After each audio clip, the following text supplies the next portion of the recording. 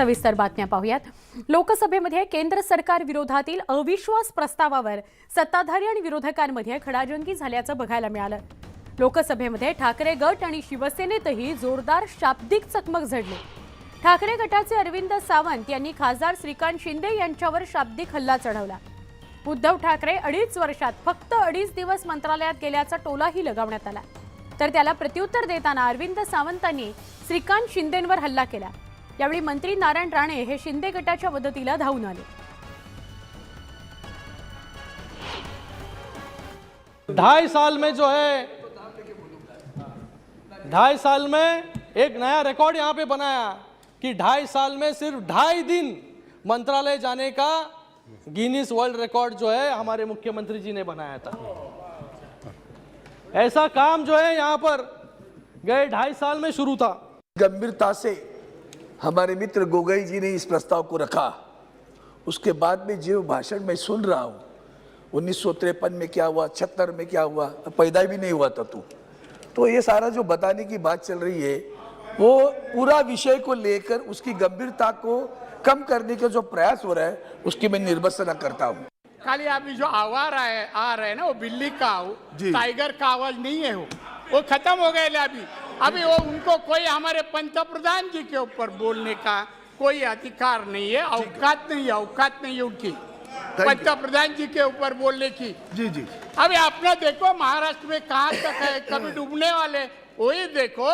मगर Bharatiya Janata party और माननीय पंतप्रधान जी हमारे माननीय अमित शाह इनके ऊपर उंगली भी बताया ना। Thank you. तो तुम्हारी औकात में निकालूंगा क्या असलियत है।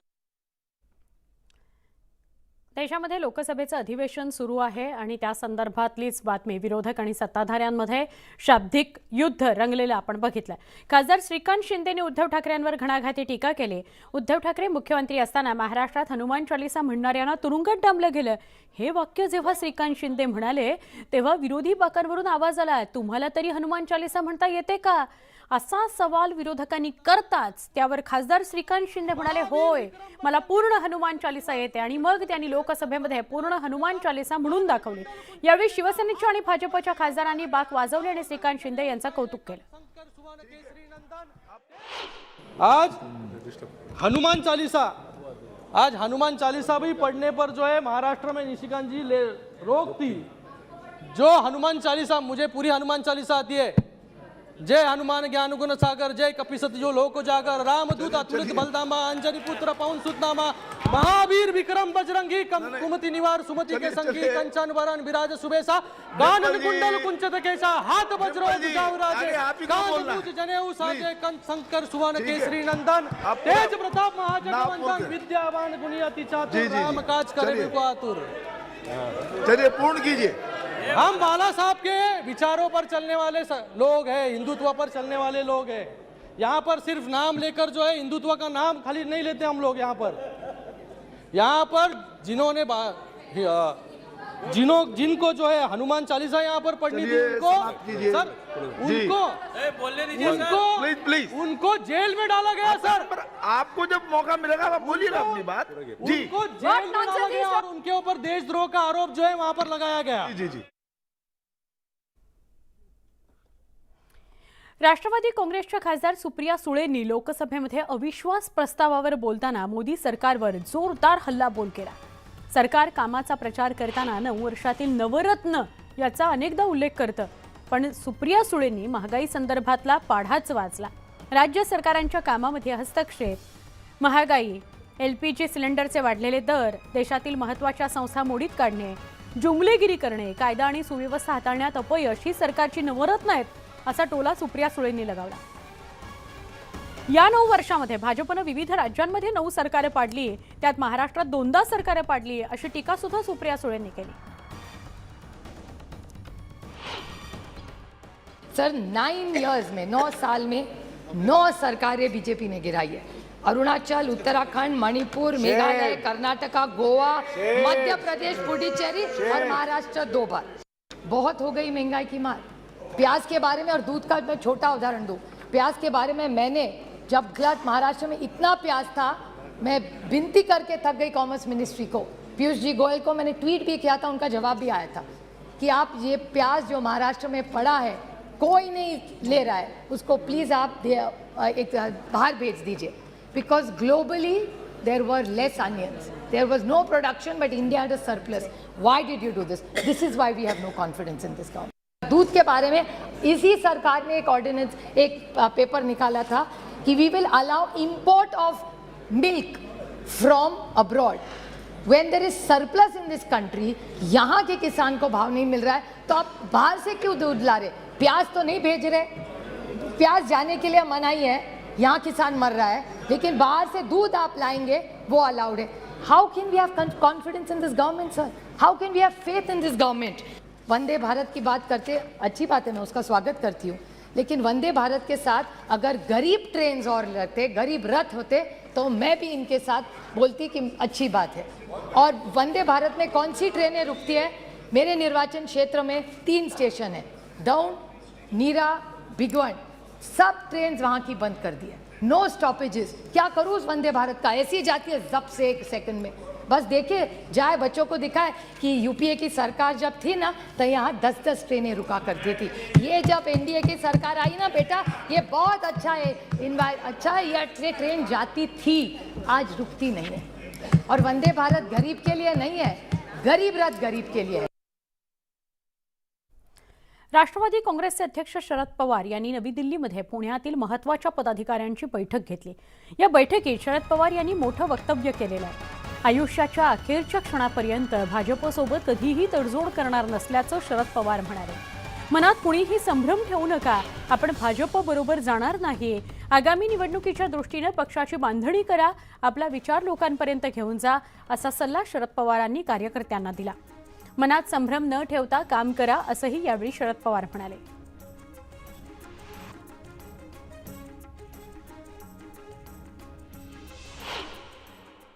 या बैठकीमध्ये आपण आयुष्याच्या अखेरच्या क्षणापर्यंत भाजपबरोबर कधीही तडजोड करणार नाही, भाजपबरोबर जाणार नाही, हे पवार साहेबांनी सगळ्या कार्यकर्त्यांना ठणकावून सांगितलं. ते करत असताना भाजप पक्षामध्ये एकूणच ज्या पद्धतीची नाही का फूट पाडण्याचा प्रयत्न करताय, जर केंद्रीय निवडणूक आयोगाच्या दरबारामध्ये जी कायदेशीर लढाई चालू आहे, त्याच्यामध्ये किती जरी दबाव आला तरी या दबावाला बळी न पडता राष्ट्रवादी काँग्रेस पार्टी आपली विचारधारेबरोबर कधी तडजोड करणार नाही. नव्याने सगळं उभं करायची वेळ आली तरी चालेल, पण या संदर्भामध्ये भाजपबरोबर कदापि तडजोड नाही. शरद पवार या ज्येष्ठ नेत्याच्या मागे जे सैन्य होतं, ज्याच्या आधारावर शरद पवार या नावाला बोलय होतं, ते सैन्य आज त्यांच्याजवळ राहिलेलं नाही. त्याच्यामुळे शरद पवार कुठे राहतात, काय राहतात, हा त्यांचा वैयक्तिक प्रश्न आहे.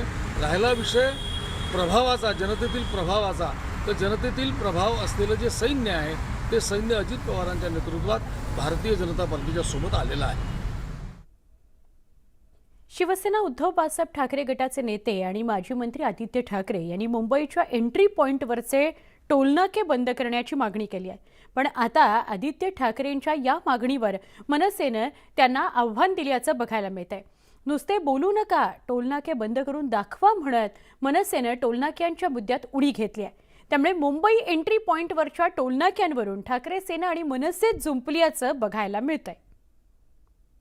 मी आज आश्वासित करतोय जनतेला की आमचं लवकरच सरकार बनणार आणि ज्या मिनिटाला आमचं सरकार बनणार त्यावेळी मुंबईकरांसाठी आणि लाखो लोक जे मुंबईत काम करतात त्यांच्या हितासाठी त्या मिनिटाला आम्ही हा टोल बंद करू. महाराष्ट्रभर आता टोल पुढे सुटा.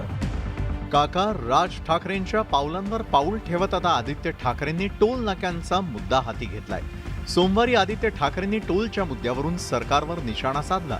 मुंबईचे वेस्टर्न आणि ईस्टर्न एक्सप्रेसवे MMRDAनं मुंबई पालिकेकडे हस्तांतरित केले आहेत. त्यांची डागडुजी पालिकेच्या खर्चातून होणार आहे किंवा होत असेल तर टोल नाक्याचा पैसा MSRDC साठी का जातोय, असा थेट सवाल आदित्य ठाकरेंनी उपस्थित केलाय. MSRDC अजूनही ह्या रस्त्यांवर टोल घेते जिथे मुंबईकरांचा पैसा आता वापरला जातोय मेंटेनन्स आणि अपकीपसाठी. मग मुंबईकरांवर डबल जबाबदारी कशासाठी, मुंबईकरांवर दुप्पट कर कशासाठी? मुंबईकरांचं जर आपण पाहिलं तर कदाचित देशामध्ये सगळ्यात जास्ती कर हा मुंबईकर देत असतो. खरं तर मनसे अध्यक्ष राज ठाकरेंनी टोल नाक्यांच्या विरोधात आक्रमक भूमिका घेतली होती. आता आदित्य ठाकरेंनी त्याच मुद्द्यात हात घातलाय. त्यामुळेच आता मनसेनं टोलच्या मुद्द्यावरून आदित्य ठाकरेंना जोरदार टोला लगावलाय. मनसेचे नेते अमेय खोपकरांनी ट्विट करून आदित्य ठाकरेंना आव्हान दिलंय. राजसाहेब ठाकरे यांच्या नेतृत्वाखाली राज्यभरात आंदोलन झाल्यानंतर 65 टोल नाके बंद झाले. आम्ही बोलत नाही, करून दाखवतो. उद्धव ठाकरे स्वतः मुख्यमंत्री असताना टोल नाके बंद करायचं का नाही सुचलं? धमक नाही तर फुकाची आश्वासनं द्यायची कशाला? असल्या टोलवा टोलवीला लोक कंटाळली आहेत. तेव्हा नुसतं बोलू नका, आमच्यासारखी कृती करून दाखवायची हिम्मत ठेवा. टोलच्या मुद्द्यावर दोन ठाकरेंच्या पक्षात झुंपल्याचं पाहायला मिळतंय. पण दुसरीकडे माहिती अधिकार कार्यकर्ते अनिल गलगलींनी मात्र मुंबई एंट्री पॉइंटवरचे टोल नाके 2026 पर्यंत बंद होणार असल्याचं सांगत टोल मुक्तीच्या राजकारणाची हवा काढली आहे. आमच्या सरकारकडे एवढीच मागणी आहे, जसं आपण राज्यातील काही टोल बंद केलेत, मुंबईमध्ये जे एंट्री पॉईंट आहेत 5 हे सुद्धा जर बंद झाले तर निश्चितपणाने जनतेला एक त्याचा सुखद अनुभव मिळेल. आणि जी टोल मुक्तीची जी घोषणा प्रत्येक राजकीय पक्षांनी आपल्या वचननाम्यामध्ये केली होती, कुठेतरी त्याच्यावरती इम्प्लिमेंट होण्याची आपण काळजी घेऊ शकतो. मुंबईकरांवर दुप्पट कर कशासाठी? आम्ही हे टोल बंद करू. एकंदरीतच आदित्य ठाकरेंनी टोल प्रश्नावरून सरकारला घेरण्याचा प्रयत्न केलाय. पण सरकारकडून यावर उत्तर येण्याआधीच मनसेनं यात उडी घेतली. त्यामुळे टोलच्या मुद्द्यावरून राजकारण तापल्याचं पाहायला मिळतंय. या प्रकरणात आता सरकार काही प्रतिक्रिया देतं का, हे पाहणं महत्त्वाचं ठरणार आहे. Bureau report, news 18 Lokmat. दापोलीतील साई रिसॉर्ट प्रकरणी उबाठा नेते अनिल परब यांनी किरीट सोमय्यांवर घणाघाती टीका केली आहे. राजकीय सूडबुद्धीनं खोटे आरोप आपल्यावर करण्यात आल्याचा घणाघात परब यांनी केला. लोकायुक्तांच्या अहवालात देण्यात आलेल्या क्लीन चिटमुळे हे सगळं कटकारस्थान समोर आल्याचं त्यांनी म्हटलंय. खोटे आरोप करणाऱ्या सोमय्या यांच्यावर 100 कोटीचा अब्रू नुकसानीचा दावा करत असल्याचंही त्यांनी जाहीर केलं. लोकायुक्ताने अतिशय स्पष्ट म्हटलेलं आहे की व्हेरियस अथॉरिटीकडे कंप्लेंट झालेल्या होत्या, त्याची सगळी चौकशी झालेली आहे. म्हणजे ज्या ज्या एनजीटीकडे गेली होती, एनजीटीने ते पिटिशन फेटाळून लावलं. CRZ कडे होती, त्या प्रकरण कोर्टामध्ये CRZला त्याला स्टे मिळालेला आहे. माझ्यावरती जे आरोप केलेले आहेत त्याच्यावरती कुठल्याही प्रकारचा गुन्हा सिद्ध झालेला नाही. ईडीने माझी चौकशी केली. ईडीच्या चार्जशीट जी सदानंद कदम यांची फाईल केली त्याच्यामध्ये माझ्याबद्दल कुठलाही उल्लेख नाही.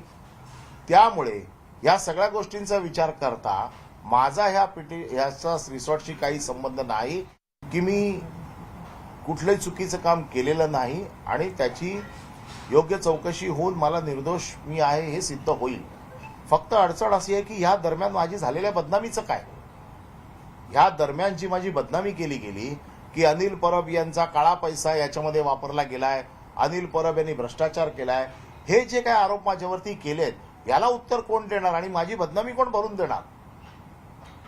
बदनामी करणं फार सोपं असतं आणि म्हणून किरीट सोमय्यांनी माझी माफी मागितलीच पाहिजे किंवा मला 100 कोटी रुपये दिलेच पाहिजे अशी मागणी मी पुन्हा हायकोर्टाकडे करणार आहे.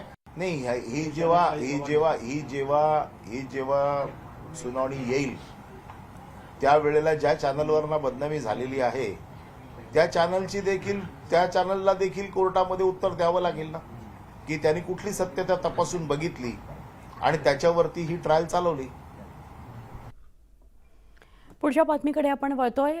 भाजपचे माजी खासदार किरीट सोमय्या पुन्हा एकदा ऍक्टिव्ह झालेत. यावेळी सोमय्यांनी कोरोना काळात 100 कोटींचा घोटाळा झाला असा नवा आरोप केलाय. जवळपास महिन्याभराच्या गॅपनंतर नव्या आरोपासह मैदानात आलेल्या सोमय्यांना आता ठाकरेंच्या शिवसेनेनं आव्हान दिलंय. घडलं काय नेमकं बघूयात.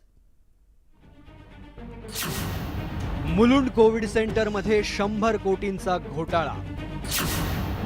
किरीट सोमय्यांचे पुन्हा एकदा ठाकरेंवर वार. 2.5 नको 25 वर्षांच्या कामांची चौकशी करा. किरीट सोमय्यांच्या आरोपांवर परबांचा पलटवार. बऱ्याच दिवसांच्या खंडानंतर किरीट सोमय्या पुन्हा एकदा ऍक्टिव्ह झाले. आता नव्या जोशात मैदानात उतरलेल्या किरीट सोमय्यांनी पुन्हा एकदा उद्धव ठाकरेंवर नवा वार केलाय. आधीच कथित कोरोना घोटाळ्यामुळे ठाकरे गटाचे काही नेते अडचणीत आले. त्यातच आता सोमय्यांनी ठाकरे सरकारनं कोरोना काळात मुलुंडच्या कोविड सेंटरमध्ये 100 कोटींचा घोटाळा केल्याचा आरोप केलाय. 10,94,00,000 मध्ये सेंटर बांधलं आणि त्यात दर महिने 3,59,78,389 प्रमाणे 25 महिने 100 कोटी रुपये भाडं हे ऑफ मॅनेजमेंट कन्सल्टन्सी कंपनीला देण्यात आलं. किरीट सोमय्यांच्या या आरोपानंतर ठाकरेंचे शिवसैनिक शांत राहणार तरी कसे? किरीट सोमय्या पुन्हा मैदानात दिसल्यानंतर अनिल परबही त्यांच्या विरोधात उतरले. फक्त 2.5 वर्षांची चौकशी न करता गेल्या 25 वर्षात भाजप सोबत असतानाच्या कामांची चौकशी करा असा पलटवार परबांनी केला. स्वतःचं ठेवायचं झाकून आणि दुसऱ्याचं बघायचं वाकून असं योग्य नसल्याचा टोला परबांनी सोमय्यांना लगावला. आमच्या बरोबर भारतीय जनता पक्ष 25 वर्ष सरकारमध्ये आहे महानगरपालिकेत. या सगळ्या कामांची चौकशी होऊन जाऊ देत. आणि हे जे प्रशासकीय घोटाळे मी मागच्या अधिवेशनात मांडले त्याची देखील चौकशी झाली पाहिजे. ठराविक फक्त मुद्द्यांची चौकशी करायची, म्हणजे आपलं ठेवायचं झाकून आणि दुसऱ्याचं पाहायचं वाकून असं होऊन चालणार नाही. प्रत्येक गोष्टीची चौकशी झाली पाहिजे. एकंदरीतच किरीट सोमय्यांनी पुन्हा एकदा ठाकरे आणि महाविकास आघाडी विरोधात मोर्चा उघडल्याचं पाहायला मिळत आहे. त्यामुळे आता ठाकरेंची शिवसेना आणि महाविकास आघाडीतील इतर पक्षांची रणनीती काय राहते, सोमय्यांच्या या आरोपानंतर पुन्हा काय घडतं हे पाहणं महत्त्वाचं ठरेल. Bureau report, news 18 Lokmat. एक छोटासा ब्रेक पहा फक्त न्यूज 18 लोकमतवर महाराष्ट्र अनलिमिटेड.